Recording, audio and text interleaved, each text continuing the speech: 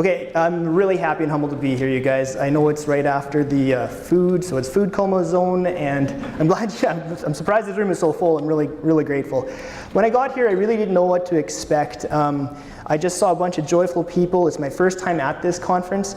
I can see more clearly what is meant by the phrase "radiating the joy of Christ." Honestly, and it's so beautiful to be blessed here. So as you know, the topic of this session here is wrestling with singleness, expectations, and joy. It's not about hockey, but I might go there a little bit. I'm from Canada, in case you can hear my accent.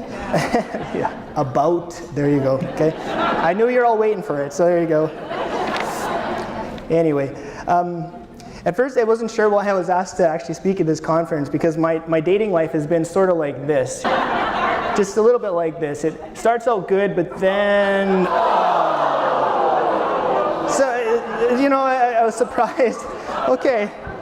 But then I realized that this talk isn't about how to be successful about that, but rather it's about God and revealing His mercy, which really shifted my expectations for myself, and about singleness and how to live in this single state. And that's led to great joy, actually, for me in my life, and I'll explain that. And all glory be to God for that. So I just want to start with a story here about my old friend and coworker named Vern. I just Google searched happy old man, but Vern was a happy old man, so there you go. Well, Vern was trying to quit smoking, and one day he was a happy old man who'd been trying to quit smoking for a long time. And so one day I was walking by him at work, and I asked him, I said, "Vern, how's it going with that?" And he said, sort of made a joke, he goes, "Well, it's going great. I've been practicing for years." And we laughed together. It was his way of saying, I'm not really good at doing something even though I've had years of practice, okay? He couldn't quit smoking. Little did I realize how his words would reflect my life years later. See, I wasn't very good at living the single state, despite also having years of practice. So for many years, I really wrestled with singleness in terms of what it was supposed to look like. And that's big because that influences how a person chooses to live their life. Now, a little bit about my history here. I grew up Catholic, drifted away in my late teens, went down all sorts of worldly roads where basically if something felt right, it was right. And I picked that up when I was dabbling in some New Age things. That's a story for another time. But around 27, I began my road back to the faith. But the thing is, according to my story and my history, I wasn't supposed to be Catholic. The world had taught me that I could never be here or belong in the Catholic Church. And I fell for that for the longest time. And during that time, because of that, my view of the single state had pretty much nothing to do with striving to serve God, and pretty much everything to do with serving myself. And my expectations of how to live were based on that. Now, the question why I might feel like I didn't belong in the Catholic Church, well, that's because for me, same-sex attractions and transgender inclinations are both part of my story. Yet I'm here, so what happened? What happened? That's the big question. Well, after hitting a few rock bottoms, because there's never one, right? In the cycle of striving to satisfy passions of the flesh, which were never really a joyful pursuit, I moved to a small town way up north, where I was away from all the distractions of the city. I had to look in the mirror and ask, like, what happened, man? See, in this town there wasn't much to do. There was a lot of partying and hard drugs, hard drugs. And hockey. Go Caps. Go Caps, yeah. Hockey and church. And to quote possible future Saint Meatloaf, 2 out of 3 ain't bad. I stuck with hockey and church. But that's also when I began to live with the intention of directing my life, instead of merely just going with the flow and succumbing to every temptation that came by, which of course led to disaster and chains. So I intentionally began to come back to the church. And out of that, God placed me in the company of good, holy Catholic men and women, much like yourselves, a Catholic men's group in particular, which is great. And the Holy Spirit opened my desire to the peace and love that they radiated. It was just that attractive. I wanted it. But over time, their example, so your example, really deeply shifted my expectations of myself, of relationships, and on the future that I could have. And this joy that they had, I finally saw that could be for me too. And just a quick note, expectations matter so much. And here's what I mean. Who is this? Yoda. Okay, what is this? It's a toy, okay? Now say those words together. Toy Yoda. Okay, so one... This is a true story, and you can Google search this because everything on Google is true. But this lady was promised a Toyota at work, so they brought her out to the parking lot and presented her with that Toyota. And of course, because of her expectations, she was quite disappointed, right? So we see how like our expectations can really matter, okay? But they can also influence what we perceive we ought to do for fulfillment. Expectations are that powerful. And I see how my expectations were the root cause of so many of my life decisions. See, for me, a shift in expectations of self meant that the life of singlehood that I was attached to would likely transform as well. And it did. And this wasn't being motivated of following like the rules of the church, but rather it was by learning the love of Christ and finding out how deeply I was craving His love. See, beforehand I was plagued by questions like, who am I? Where do I fit in? How could I ever belong? And I sought out answers to those things in the validations from the world. There was money, status, power, relationships, all that stuff, all without God completely. And the thing is, all that validation just kept running out, because it always does when it's not of God. The thing is, I didn't know how else to be. I kept going back to my patterns, like going to the vomit, so to speak. Sorry, right after lunch. Shouldn't have said that. Okay. And but part of that was going back to these unchaste pursuits with women. And it would give me that validation again, but it was a temporary illusion of self-worth, right? And then it would all go away again. A lot of people got hurt along the way. You could say I was the textbook example of the hookup culture. But it was amplified that I was trying to prove to myself that I was straight, because at the time I was thinking people are gay or straight or somewhere between, so that only made things worse. Of course, I don't see things like that. We're all beloved children of God first. We experience whatever. That's another talk as well. Anyway, this hookup culture I discovered by a few good speakers wasn't the best way for me to prepare my heart for my future spouse. Just wasn't quite the best. But it wasn't an idea I heard till I was 27 years old. And I went to Catholic school my whole life. And half my life at that time, I had already been entrenched in the expectation of sexuality merely as commodity, not gift. And as I kept on that road, I discovered online porn, talking about chains. And it was never about being dissatisfied with a girlfriend, but it was always about being dissatisfied with myself. Okay, that's an important thing. It's a me problem when we have that addiction, not a person on the exterior. Anyway, I felt like I could no longer run anymore. And I came out to myself, but this was the third time already in my life. I was 27. And I said, I'm gay, this is who I am. I'm done, I can't outrun this. I sunk into that pit of despair, thinking I'd have to forever give up being a husband and give up being a father. I've tasted that despair. And of course, the fear of having to tell my family. The first time I came out to myself, by the way, I was 11 years old, already 2 years deep into pornography addiction. From the Walmart flyer, this wasn't anything crazy, so you never know what's going to trigger a young boy, okay? The ladies on the page weren't doing it for me anymore, and I just figured I must be gay. What else could an 11-year-old conclude?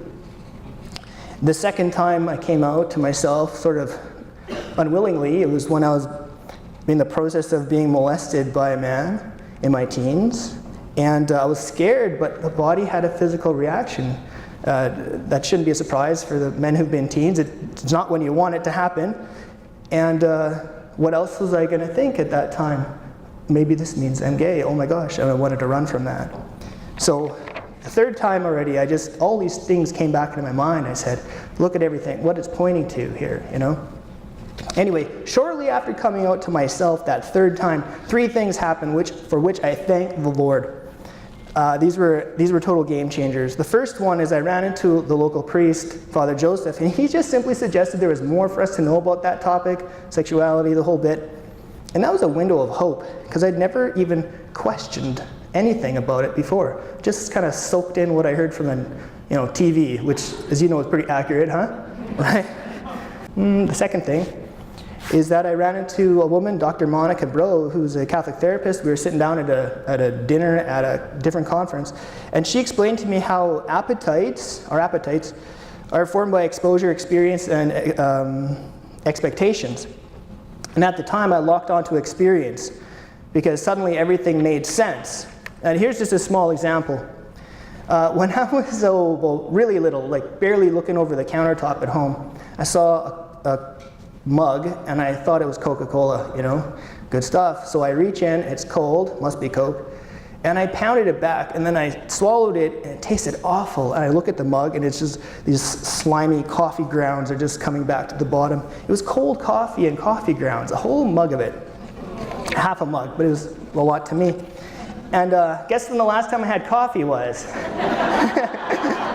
It was that day, exactly. My appetite for that particular food it was totally wiped out. My appetite for coffee was wiped out. So we can see how experience can influence appetites for food. Well, I noticed that my appetite for male relationships vanished after the molestation.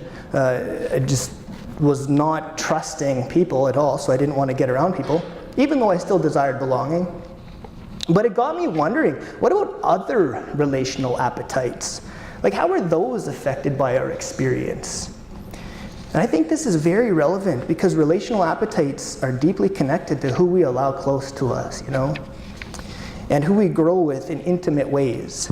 And intimacy these days, in the secular world, is often connected to sexual or romantic attractions, or the idea that you ought to go down those roads, right? And I'd say that's imposed by our culture today, especially on the kids, which is very unfortunate. But that's the culture I was soaking in at the time. The third thing that occurred was that I met a gay activist who told me environment plays a factor in the development of our attractions. And I mean, when a gay activist tells you this stuff, you don't just brush it off, but you also wonder, how come that idea doesn't really get much airtime, But it really got me thinking, because environment, especially between our ears, is something we do have some degree of control over. What it meant to me was I was no longer a victim of circumstance here, I can make choices, and these choices influence my environment, that environment between my ears, structurally, through brain cell development, and also neurochemically, based on how I live my life and where I bring my thoughts. And because of that, I was able to discover that hope. But it took that activist invitation, and examined my own environment prayerfully, historically, and 7 things kept popping up. Here we go. I bet you weren't bargaining on a topless pic, but here you go. Number 1, I learned to be second place. I'm looking back in my history here. I have an awesome older brother. We played together. He always won. My place was second. It wasn't his fault. This is just kids playing, right?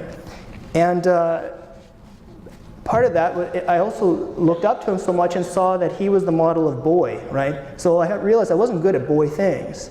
So I didn't find any value or success in being boy, okay? Next thing, my best friend moved away when I was 9, and I cried for 3 days, and put walls up around my heart. I mean, that's never a good plan. And the third thing, I was exposed to porn also when I was 9, like I mentioned, and this sent me on a trek to find time by myself, okay? I sought out that isolation. Plus, when you're doing that, you're taking away from your chance to learn how to interact with human beings. So that began to also play a part in how I struggled to form future relationships with people. A couple other things. I like girl things because they weren't connected to boy things. This is based on my perception of masculinity and femininity, and seeing that my brother did boy things and I was never good at them. So girl things meant I didn't have to suffer the thought of feeling I'm not good enough. And then we watched a scary movie when I was in grade 3, And I remember snuggling into the chest of one of my male friends at a scary part, and just remembering how I felt safe in his arms and how I liked that feeling of being safe. So there's another thought that came up. I had to negotiate this as a young child. Like, what does this mean, right? And then hockey bullying. I was bullied in the hockey dressing room. I'm sure, that's the pecking order of life is established in those rooms. I mean, we know that stuff. But anyway, there was some of it was pretty vicious, and I was just like, if this is what it means to be a boy, I just don't want anything to do with it. So it just kind of furthered me from the boys and maybe pursue ideas of girl. And the last thing, well, in grade 3, I was the kid who didn't get any Valentine's cards. Very good, okay, perfect. I got one actually, guess who it was from? The teacher, okay. Even worse, okay? It's like, But the question is, as a little boy at the time, I'm thinking, why doesn't anyone want to love me? And that is all layered on the whole trajectory that my life took. It was built on these experiences and these perceptions. And I began to basically live my life out of fear of facing the pain of feeling like I wasn't good enough and that no one loved me. Even though I know my parents loved me and my brother loved me, it was a different thing. It was like a peer thing. I kind of felt like this. These are fish. There's the fish on the left, okay? The one by himself. I felt alone, even though I was included at the time. My perceptions overrided reality. I was very much included, but I still felt alone. And I also distanced myself. So there's a little glass wall between these fish. They're not just well trained. And it reminds me that I put walls up too. So there's none of this playing victim thing here. I mean, yes, things happen. I get it. But I too was part of those things that happened. I put the walls up. Anyway, because of all of this cocktail of life that was going on, I really launched down the path of seeking approval and validation from peers, and approval, love, self-worth, and all these things in the wrong ways. God wasn't even in the picture. And all of this influenced my perceptions of myself and the world. But the thing is, it was through my eyes as a child. Okay? Now, as an adult today, I can recognize that my childhood perceptions were probably inaccurate, okay? Now my observations were okay, but the reasoning, all the reasoning I thought about myself, my self-perception from my experience, my child brain just didn't have the capacity to fully grasp what was going on. Now, to illustrate this, I'll tell you a story when I was really little, and I said, Daddy, look at that. There's a train over there. There's one single train car on the track in a small town. I want to go push it. That's what I said. So Dad entertained my thoughts, and we walked to the train track, and I got to the train, and I realized that the wheel was as tall as me. That's how small I was, okay, if you can figure that, okay? So what do you think I did next? I still tried to push it, okay? I still tried to push it.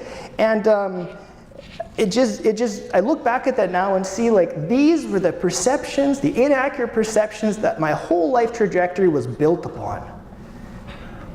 Childish perceptions, because I had an underformed brain as a little boy, you know? The picture, by the way, is entitled Father's Day Breakfast. It's on the internet. And it's some little boy made breakfast for Dad, and he had toast garnished with a plastic shark and Lego. So we know childish perceptions are just not always accurate. That's the point, okay? But anyway, those perceptions, those beginning perceptions, they influenced my thoughts about what it meant to be a man. And I had to eventually rebuild that. And along this fear-based road, like Vern not being good at quitting smoking, right? I became not very good at living the single state in a way that was befitting of what God desires of us. But that all turned around with an encounter with Taylor Swift. All right. I'm glad you like that.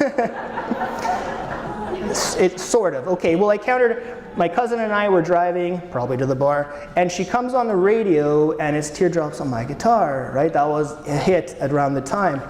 And my cousin jokingly shouts at the radio, "Hey, Taylor, maybe it's you. Because the songs are about breakups. All our songs are about breakups back then, right? Maybe it's you. And we laugh about it, and then later on I'm thinking about this. He's like, I had just thought I was some gift to women. I was going through relationships like crazy, thinking that I was some kind of catch. And I always blamed the girl. There's something wrong with the girls. These girls don't want me, And then finally, after meeting Taylor Swift that day on the radio, I realized maybe it's me. Maybe I need to look inside. But God kept having to crack open my heart a little more on that. Shortly after that, Facebook was kind of new on the scene back then. A friend of mine says, hey, what's your deal? Like, all your friends on Facebook are women. And I'm again thinking, I'm such a catch. This is why. What's the problem here? So I go back home and I look later, and sure enough, the friends were largely women. In fact, the only male friends I had were, except for one or two, were from before the sexual abuse. And I realized I went over 10 years without being able to develop a healthy male relationship, okay? So I'm starting to realize, I gotta look inside here. And shortly after that again, are there any people who are dog people here? You dig dogs? You like dogs? Okay. And you all know someone who's not into dogs, right? So what happens when you put a dog on someone's lap and they're not a dog person? They're kind of like this guy, hey? Would you say? It's a little awkward. It's not me in the picture, by the way. Anyway, that's how I was when I received a totally appropriate hug at an appropriate time, appropriate place by a man up north. It was good. It was totally normal, kind of totally safe situation. But I responded to the hug like that. I just didn't know what to do. I didn't know how to hug a man, and that was really the kicker. I was like, I really, really do need some healing. I don't know what from. I just gotta start looking. And thank God I was on the way home to the Catholic Church at the time, because I was able to rediscover the sacrament of reconciliation. God is so good. Through that sacrament, he moves the mud off the window, like in ways that are just enough that you can handle it, and you don't like die of sorrow from knowing what he could expose to you about how many offenses we might have committed. But God really showed his mercy through that sacrament. But here's the thing, with every step towards God, the fear in my heart decreased. And the light of a new life, or a life renewed, it entered my awareness. It influenced my expectations entirely. And through that process, the Holy Spirit opened my heart more to what other good Catholics had to offer.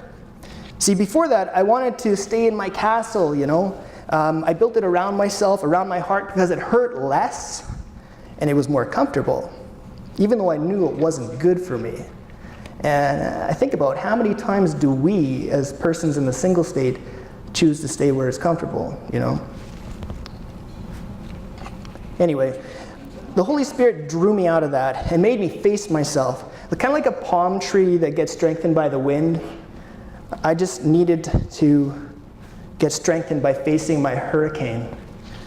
And in choosing to do that, by God's grace and with the assistance of the sacraments, God really did write on my heart a new hope, that I could be a better person, that I could gain some self-control, and I could experience love again. But the biggest hurdle it took a long time to discover this, was that I wasn't allowing people to love me.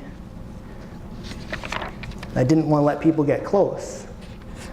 See, I was terrified that if they got close, they wouldn't like the person that I had become. And it wasn't because of same-sex attractions or transgender inclinations. It was the fact that my character was weak. You know that phrase? I tried to find out who said it, but I found lots of sources. It's character is what you do when no one's looking. And I knew that what I was doing when no one was looking was not good things, okay? And I knew that, but I was struggling to break that. The real battle was on, the spiritual battle. But God helped with that. He tore down those walls. Well, actually, he more so drew me out of the castle. He made me want to tear down those walls. That's how you deal with the trauma survivor. And through the people like you, in the church, you guys really loved me back to life. In that I found that joy again. But I didn't want to do it for the longest time because I was so broken. But you know what I heard at a recent Courage conference, Courage International? Father Timon said this, and it always stuck. A broken heart is an open heart. A broken heart is an open heart. And we become more open to the Lord in our brokenness. So truly, I thank the Lord for permitting me the brokenness that I experienced, because it brought me to this very spot right here today. It was people like you who helped me realize how God really does need to be first in my life. And it's not because it's jealousy of God. It's because he's infinite. And he who is infinite can give us more joy, love, and fulfillment. And that, I'm a math guy, okay? So that math fact really rocked my whole vision of life. Never mind the single life, but just everything. But at first, turning to the idea of God was kind of hard. I didn't really get it, you know? Well, that all changed in 2008 at Adoration, at that Courage conference. So Jesus Christ was way up there on the altar. We'll be doing that soon. He was way up there, and I was way back there. You know those days, right? 3/4 of the way back, monstrous church, so distant. I saw myself as not even worthy to be closer. But then I looked to my left, and there was a young woman, and she was just radiantly praying. Just there was some kind of glow all about her. And it just clicked. He's not just up there. He comes to us. He comes to us.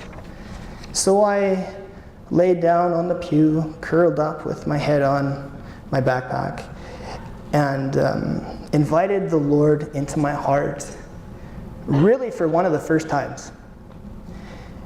I invited him to fill my heart, like from the inside, you know, to like smooth out all the potholes, you know. The way I described it at the time was like putting smooth peanut butter over bread. You know, the bread's got all these holes, and just nice and smooth. Like restore my pitted soul, you know. And I really felt like I was laying in the lap of God while he was just caressing my soul. It was so beautiful. And that helped me trust in him, that he had something better for me in store. God helped me understand that the next chapter of my life was still yet to be written. That, and I don't have to remain stuck anymore where I am. And as persons in the single state, I hope we can all remember that. The next chapter is still yet to be written, right? But that despair of foregone fatherhood, that also lifted. How? Well, it's because God revealed the call to spiritual fatherhood. Now remember having it out with God. But I want to be an earthly father. Of course, I was just saying I want to be a dad. I didn't use that language. I want to be an earthly father. But you know, pursuing the will of God, I realized, is not about what I want. It's about what God desires of me and how I can best serve him at this present point in my life.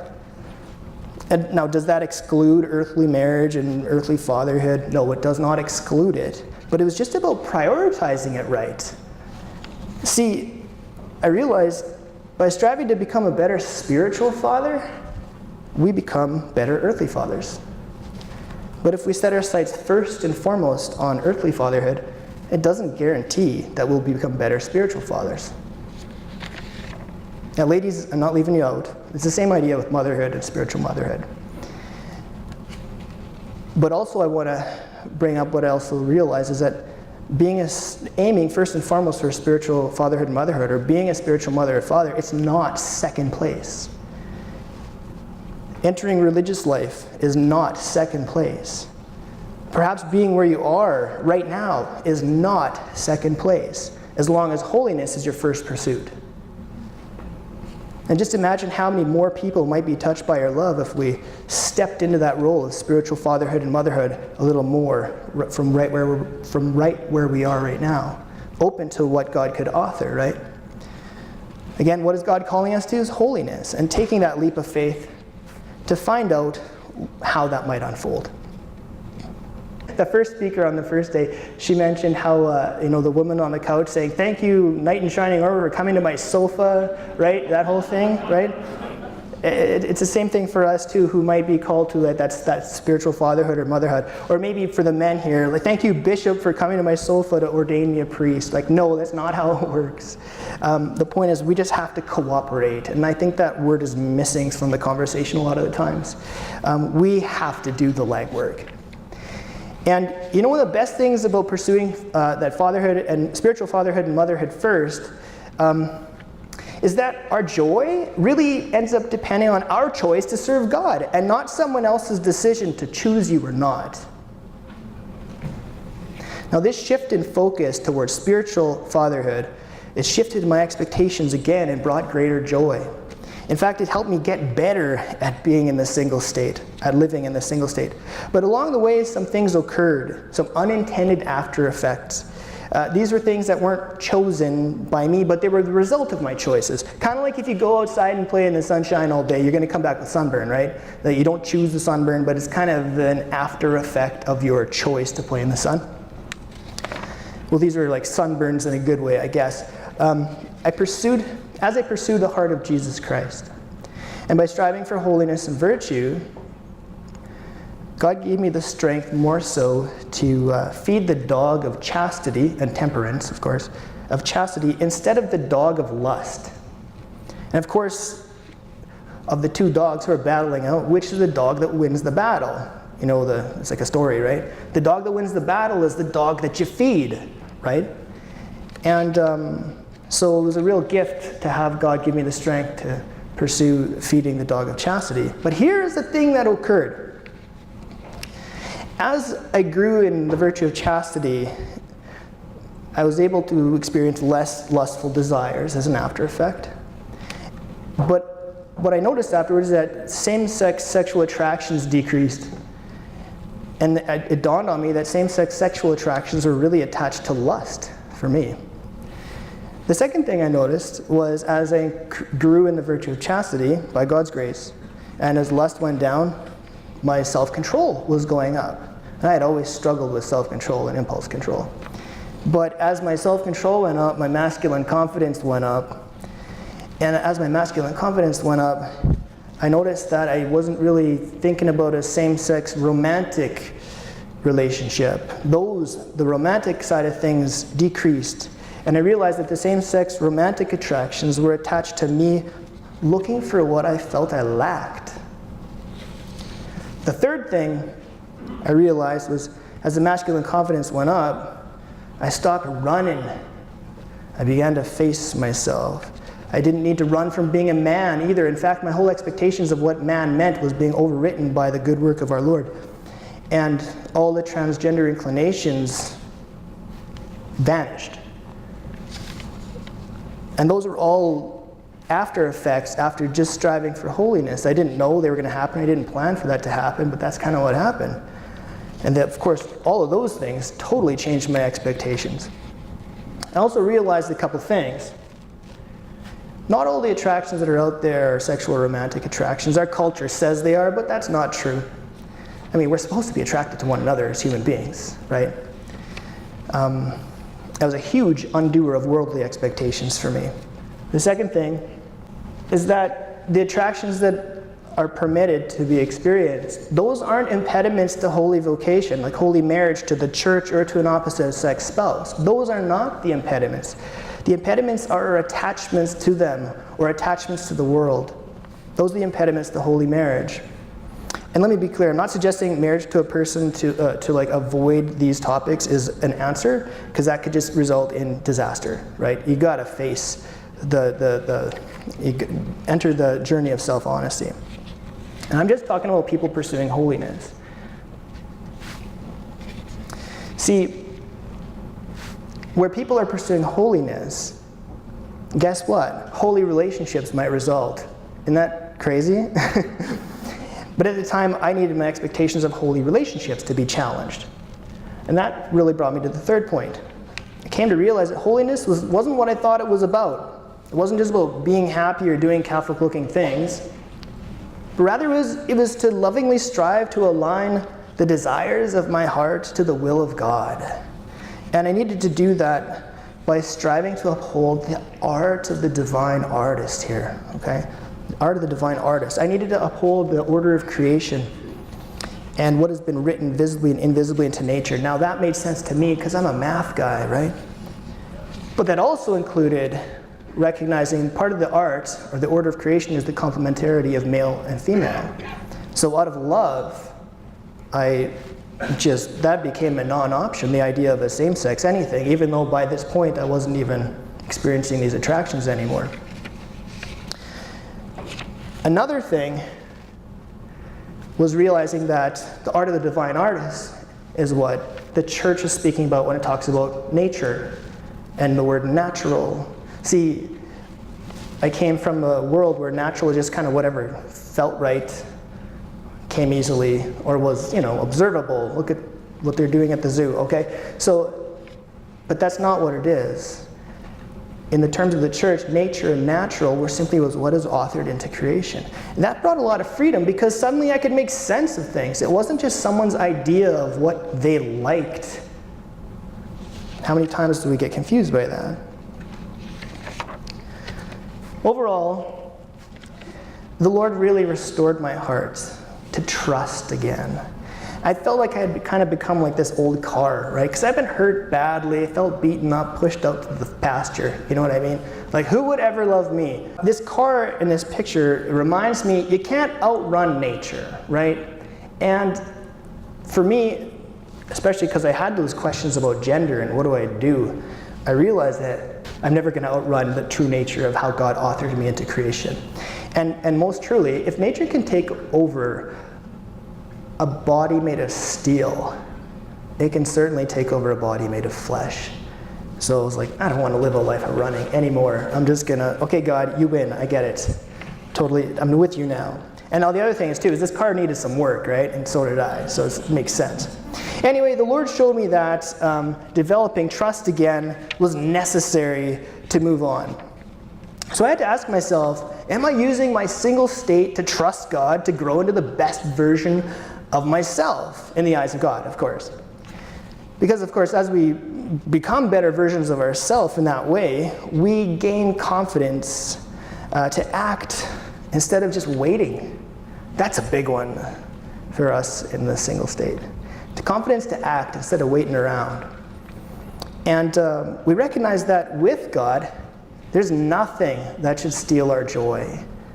We have God on our side. We get to hang out with Him at adoration. We get it all the time at the Eucharist. Nothing should steal our joy, even if we feel lonely from time to time. And that's where the joy is at. Let nothing steal our joy. Like this guy, Vern.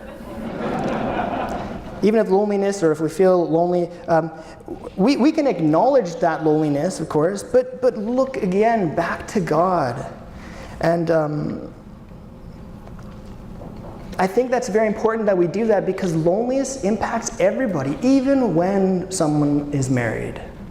So if we don't learn to look to God first when we're single, and we carry that into a marriage, that's not going to turn out the best. As good as it could be.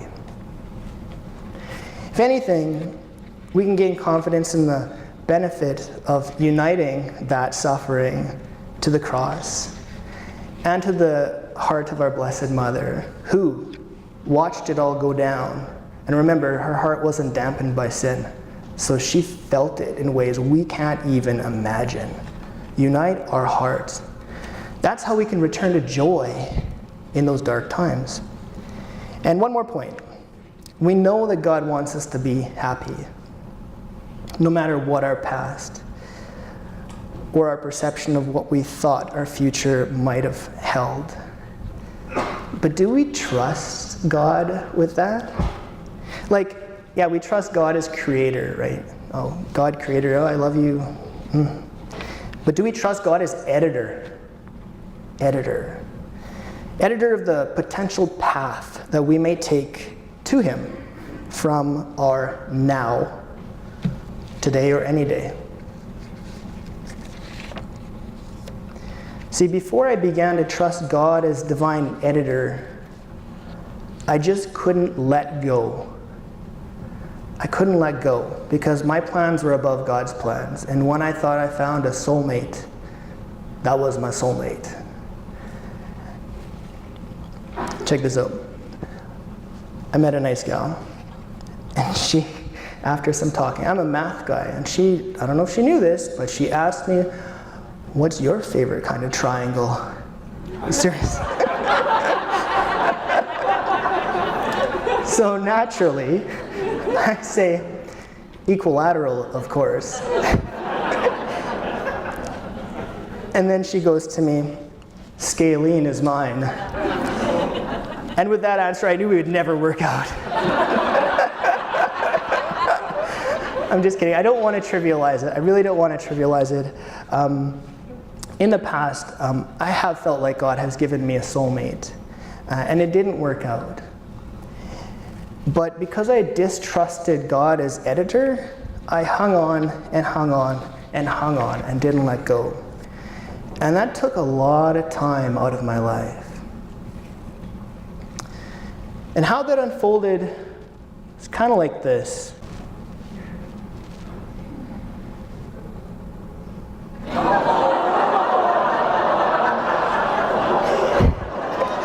It just created more damage.